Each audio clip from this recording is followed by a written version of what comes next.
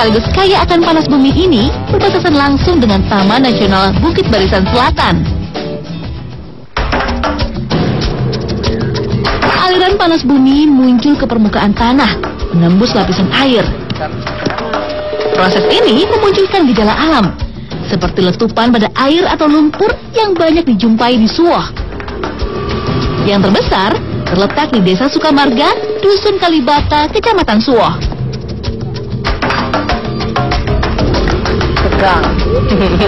Saya tegang. Asin ini. Asin, Pak. Kalau memang ya para dosen ini udah kalau terjun ke lapangan udah bawahnya nggak sabar udah asin. Iya, 6,5 sampai 7 Mas. Nah ini keramikan ini kira-kira berapa senti Pak? Ini ya sekitar 10 cm lah ya, atau 10 cm ya kan. Keramikan itu kan dari ini, dari air yang dari sana itu, air panas itu ngalir ke sini karena penguapan berlapis-lapis gitu, jadi mengendap.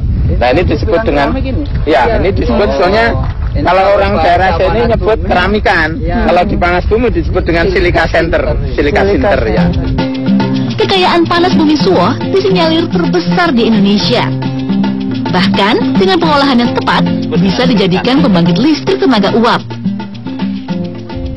Nah panas bumi ini manfaatnya untuk masyarakat Suwoh berarti listrik mereka tercukupi ya kan? Ya. Suwoh saja? Oh enggak, jadi tidak hanya Suwoh, tapi bahkan bisa sampai Sumatera dan Jawa. Karena ini dari studi itu bisa menghasilkan 530 megawatt. 530. Jadi cukup besar sekali. Oke, kebutuhan Lampung itu cuma 400 megawatt. masih ada sisa. Masih ada sisa 100. Berarti masih bisa ke tempat lain ya Pak ya? Tempat yang lain, ya betul. Itu baru dari Suwoh dari saja? Suwoh. Masih ada yang lain. Ulu Belu itu 300 megawatt. Berarti banyak sekali ya, iya, di daerah sekali, betul ya. Di daerah Lampung ini. Iya, dan ini energi yang renewable, yang bisa diperbarui, tidak merusak lingkungan. Ini yang penting ya. Bu Pak, kita jangan lama-lama di sini, saya serem. Oke, kita ke pinggir, ya, yuk. Kan kayak apa?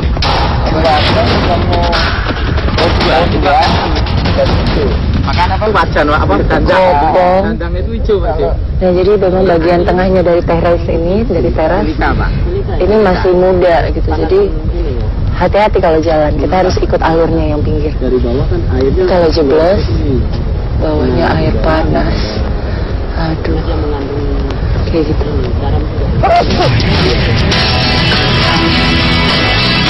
Uap yang membumbung tinggi disertai gejolak letupan menjadi pemandangan yang sudah biasa terlihat. Jika musim hujan tiba, letupan di air yang menggenang bisa terlihat di sekitar permukiman warga. Ketika letupan sudah semakin besar dan menimbulkan bau belerang yang teramat sangat, bisa diartikan sebagai tanda adanya gesekan baru.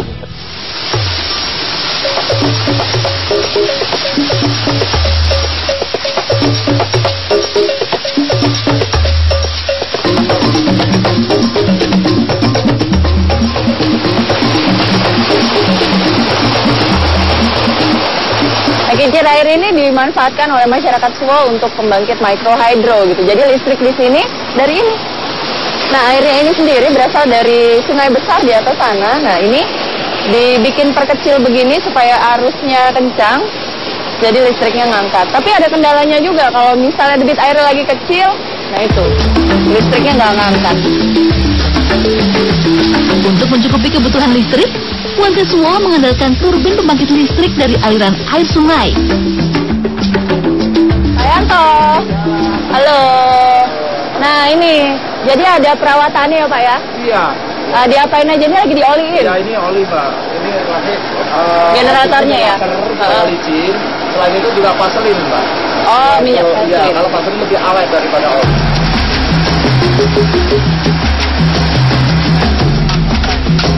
Kalau misalnya satu kincir ini, ya, untuk listrik berapa rumah Pak? Ini kebetulan ini satu rumah.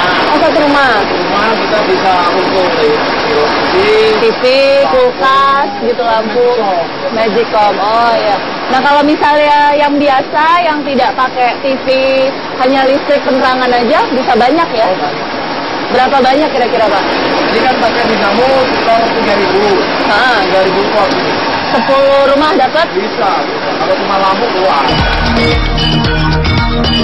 Demi menyiasati pemakaian listrik, dibuatlah mesin generator yang membagi listrik di siang hari untuk mengaliri listrik untuk mesin pengering coklat dan kopi, hingga tak ada listrik yang terbuang.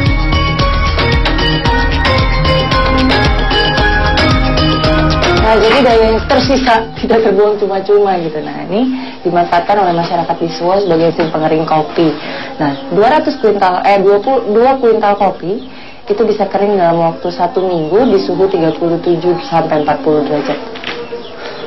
Ini panas sekali. Sebentar lagi nih, kalau agak lama dikit, saya juga berkurang bobotnya, susut beberapa kilo.